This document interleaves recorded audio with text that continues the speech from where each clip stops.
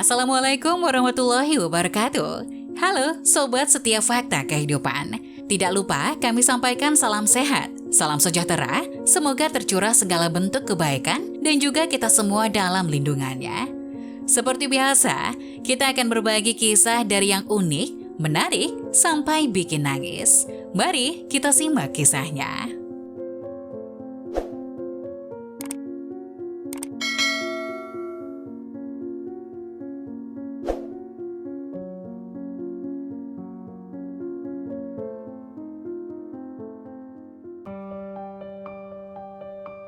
Pulang kerja, lihat istri mandi dengan pintu terbuka. Saat ikut masuk, suami nangis. Ternyata, semoga video yang kami sampaikan ini dapat menyadarkan para suami yang banyak menuntut pada istri. Aku tidak berani menyebut diriku sebagai orang baik, tapi di mata banyak orang, aku adalah orang seperti itu. Stabil, berpenghasilan cukup, sayang istri. Aku pikir dalam masyarakat sekarang yang banyak godaan, mampu untuk tidak tergoda dengan itu semua sudah lebih dari cukup untuk disebut sebagai pemuda yang baik. Istriku adalah cinta pertamaku. Kami berpacaran selama 3 tahun sebelum memutuskan untuk menikah. Kami saling pengertian sangat dalam, sehingga hanya dengan saling memandang saja, sudah tahu apa yang difikirkan masing-masing. Aku sendiri yakin bahwa kehidupan pernikahan kami seperti ini. Karena itu, boleh dikatakan bahwa kami menjalani pernikahan yang bahagia. Setelah menikah, istriku telah membuktikan dirinya sebagai wanita yang baik. Dia hampir menghentikan semua kegemaran dari kebiasaannya, serta segala hobi, demi memenuhi kewajiban dan tanggung jawab sebagai seorang istri. Sebelum berangkat kerja di pagi hari, aku hanya tinggal duduk. Sementara sarapan, perlengkapan dan baju kerja sudah disiapkan oleh istri. Saat pulang kerja, makan malam sudah siap di meja dan aku hanya tinggal makan saja. Semua pekerjaan rumah termasuk mencuci, menyapu, dan memasak juga sudah beres dikerjakan oleh istri. Keadaan ini berlangsung cukup lama, sehingga aku mulai merasa biasa dan berpikir bahwa memang seharusnya itu kewajiban seorang istri untuk suaminya. Aku sama sekali tidak pernah melakukan pekerjaan apapun di rumah. Lambat laun, aku mulai merasa seperti raja yang harus sudah disiapkan segala keperluannya di rumah. Setelah kami punya anak pertama, tentu saja kesibukan istriku bertambah. Dia tidak hanya mengurus rumah dan aku, tapi juga mengurus keperluan anak. Aku sering melihatnya sibuk, namun aku tetap tidak sadar. Saat di rumah, aku terkadang bermain dengan anak sebentar. Dan hanya itu saja, tidak pernah membantu sedikitpun pekerjaan istri. Orang luar memandang keluarga kami sebagai keluarga yang bahagia. Suaminya pandai cari uang, istrinya pandai mengurus rumah. Mereka tidak tahu bahwa sebetulnya saat ini pekerjaan istriku sudah terlalu banyak. Setelah beberapa tahun, akhirnya anak kedua kami lahir. Seorang gadis kecil yang cantik kini menjadi anggota baru keluarga kami. Dan tentu saja itu artinya adalah tugas tambahan bagi istriku. Suatu hari saat aku sedang bermain dengan anak kedua kami, anak pertama kami menangis. Jadi istri yang saat itu sedang menyetrika, meninggalkan setrikaannya dan bergegas mendekati anak yang pertama. Ternyata dia lapar dan minta dibuatkan susu.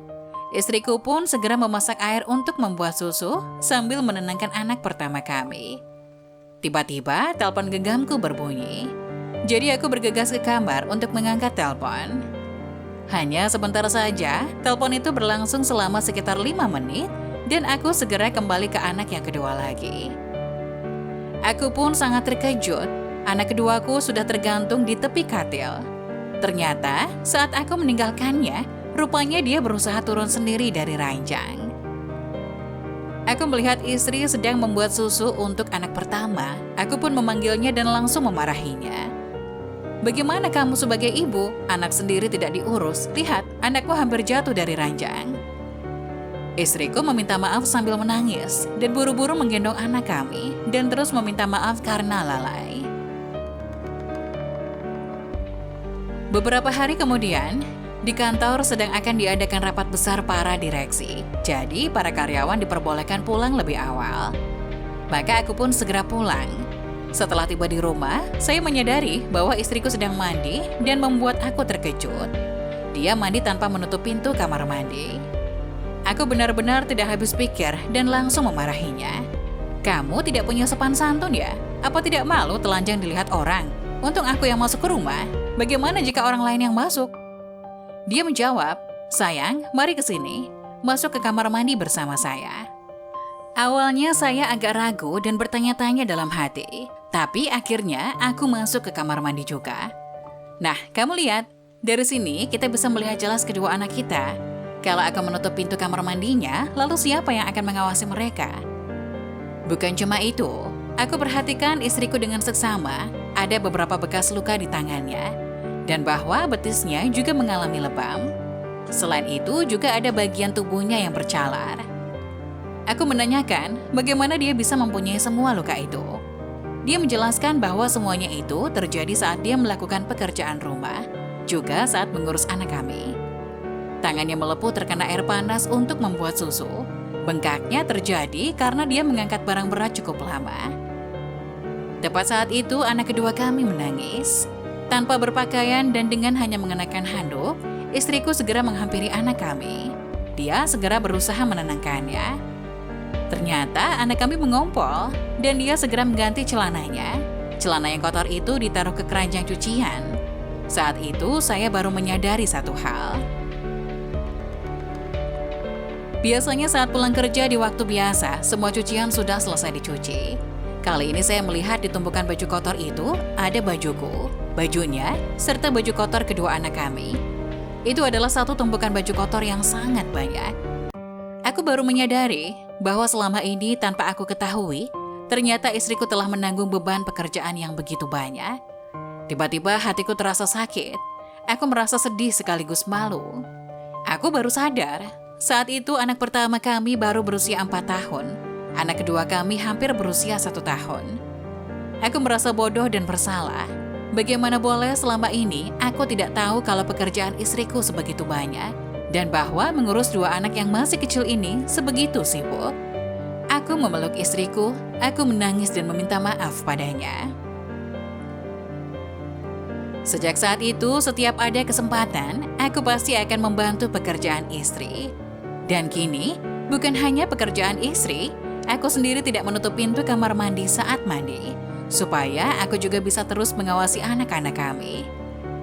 Aku rasa seharusnya memang seperti ini. Sebagai suami istri sudah sepantasnya saling membantu dan bekerja sama satu sama lain. Tak ada posisi yang lebih tinggi ataupun rendah di antara suami istri. Kehidupan suami istri yang bahagia cuma dapat terwujud kalau keduanya mau untuk saling memahami juga saling pengertian.